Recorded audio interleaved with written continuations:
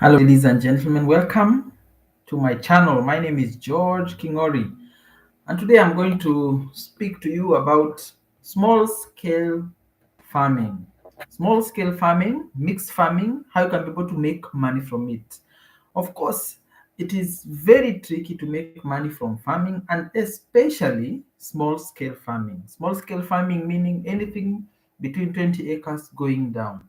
This is because factors of production, of course, enjoy greater economic benefits when there's economies of scale. When you buy more seeds, when you buy more fertilizer, when you are able to put all your costs or distribute all your costs over a big acreage. So today I'm going to speak about a specific cadre of people who do farming and who find it harder to make a profit, and that is small scale holder farmers. And small scale holder farmers specifically because in our area, in our part of the world, Kenya and Africa, most of the farmers, in fact, 70% or more farmers are actually small scale holder farmers. So, how can we be able to ensure that they make a profit? Today, I'm going to talk about farming and especially mixed animal farming and how you can be able to make money from this kind of farming. So the first thing that you're going to do is you're going to keep several animals. You're going to keep several animals on your farm, and each and every animal is going to play a specific role in your farm so that you're able to cut down on the costs of input. So one animal waste becomes the feeding stock of another animal, and you're able to at least able to reduce on the cost of feed, because for any animal farmer the biggest cost is usually cost of feed. So when you're able to reduce that cost of feed, then you're able to make some money from your farming operation. So what are we talking about? So for your farm, you need to separate your farm in several paddocks. So paddocks are small areas that you fence off and able to keep these animals in these paddocks for a period of time, then move them to the next paddock.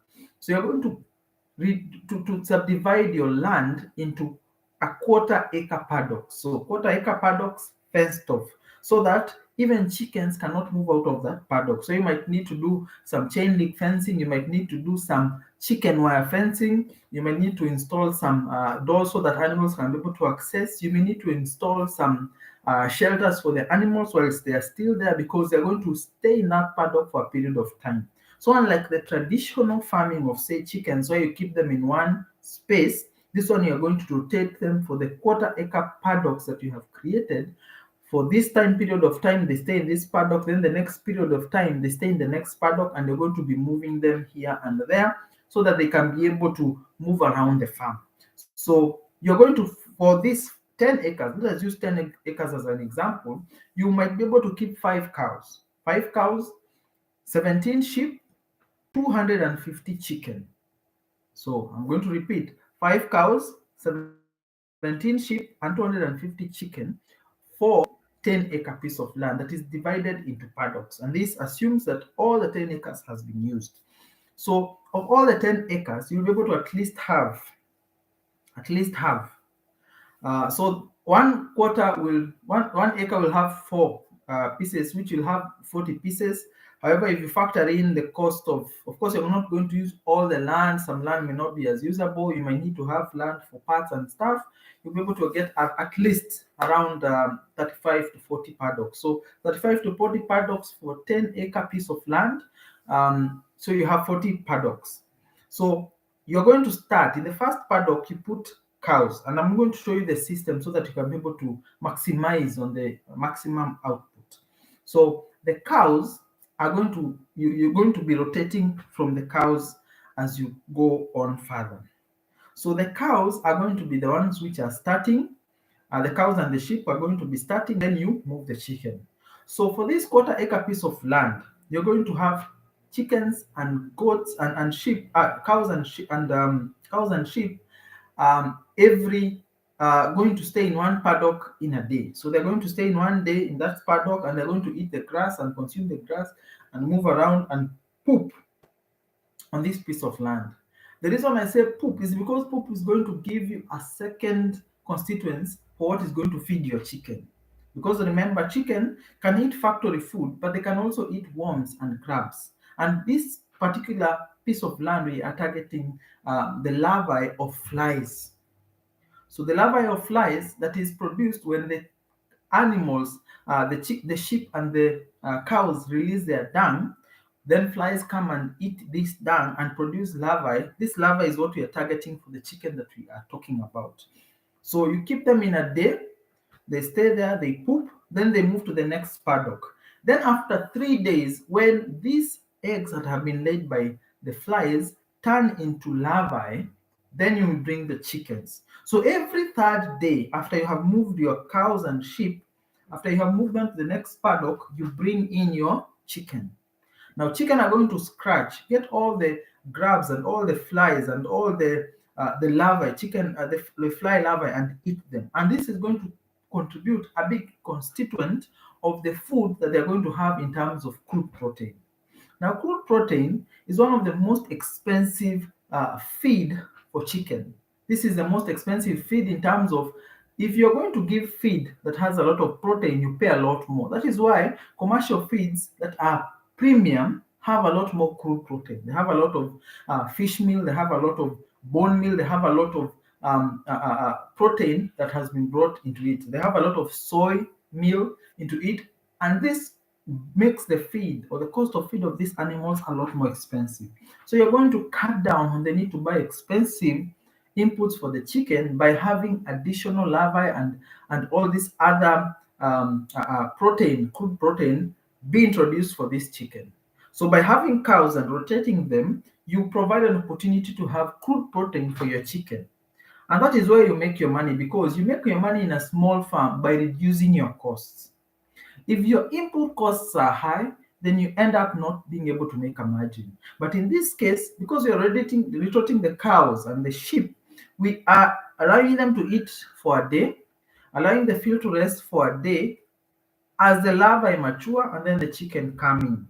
So the profitability of this whole structure is pegged on the fact that you'll be moving your cows, allowing for the 3 days for the larvae to develop, bringing in the chicken and moving it on like this. So the chickens spend a day there, then they move to the next paddock, which is on the third day after the cows have and the sheep have left. So you move and move and move and move. Now the chicken also play a good role, because the chickens scratch the surface and scratch the poop. They allow the poop to be a lot flatter. When the poop is a lot flatter, it dries up. It dries up, and because they scratch and they scratch continuously, this poop enters as manure for the grass that is growing. So you are feeding the grass, because the cows leave the poop, the chickens scratch the ground, they allow the poop to be able to enter the ground, so the land is fertilized. Then the grass that is growing after the chickens have left becomes a little bit more vigorous. So every part of your operation needs to feed it to the other. You need a closed loop system that is going to ensure all the nutrients come from the land and all the nutrients go back to the land as your animals grow, which are going to be your money maker. Now, the reason I say that this is going to be a very easy way of doing it is because grass does not need a lot of things to be able to grow. Grass is a little bit more resistant in terms of drought as opposed to maize or beans or these other things. And the animals only make use of the grass to make you a profit. So because there are 40 paddocks, by the time you get to the first paddock that you started with, grass has already grown. Therefore, you're able to get as much of your food from your grass or from your farm, and you need a lot less input to go into reducing your overall costs, because your overall cost of production, when it goes down, your profitability goes up. And because you're recycling and planning your output, you will always have more than enough grass for your animals. You'll always have more than enough grab for your chicken. If you're going to reduce the cost of feed by up to 75% in this process, you are going to increase your profitability significantly. This is because chickens that have a good amount or a good supply of protein that is determined and is defined from the start are going to give you much more eggs. They're going to give you much more eggs that are more likely to hatch into new ones. So you multiply a chicken faster, you get more eggs. Your chickens grow faster because they have more crude protein that is readily accessible, and your land has a lot less infestation of flies. So pest control, food production, and because this is a closed loop system, you actually need a lot less from outside to be able to increase or reduce the amount of productivity you need on your land. So that is how you are able to have a closed loop system as a small scale holder farmer with chicken, with sheep, with cows on a 10-acre piece of land and make your profit. Of course, some of the challenges that are involved in this process are: one, it is going to be more expensive to set up because you will have a lot more fencing, because chicken fencing or fencing that allows your chicken not to move out is going to be a little bit more expensive. If you're going to be having chicken, you might need to have some form of protection or structure in this farm to be able to keep the chickens in a secluded area, and this structure has to be able to accommodate your cows, has to be able to accommodate your chickens, has to be able to accommodate all these animals. And you might need to build this in all these paddocks. So the initial cost of setup will actually be high. But overall, the system, because it is a closed loop system that allows you to reduce your factors of production cost, then you're going to make profitability in the long run. Another challenge is going to be water. So if your land is going to be dry, you might need a lot more land so that you do not consume all your grass and finish all your grass fast, so that you have enough grass and enough paddocks, even in the dry season, to always have grass on your land. Of course, the easiest way you can be able to do and to be able to help you do this if you are in a dry land is to be able to have more land accessible to your animals, or to have bigger paddocks, again accessible to your animals, or to have water management system. So you may need to build a dam, you may need to build channels to be able to trap in rainwater, to be able to sink water into your ground and have your grass have a lot more water a lot longer. So you might need to have watershed control systems to help your land keep as much water as possible on your land, so that it doesn't flow out, so that there's enough water for your grass. And remember, because I said grass requires less maintenance as opposed to wheat or barley or cabbages or all these other plants that people grow, because they require less water and less attention, they are not affected by diseases. You may have less in terms of money that you need to be able to fight pests, fungi, and diseases and all these things. So again, this closed loop system allows you to be able to produce food organically. Organic food fetches a good price if you get the right person who is going to buy from you. So if you're going to buy at a high-end retailer buying your produce because it is bio, or it doesn't have any connections to GMO foods or any connections to pesticides and all these other uses, you fetch a better price. Again, if you're able to categorize and get a good market for your product, you're able to get a little bit more money.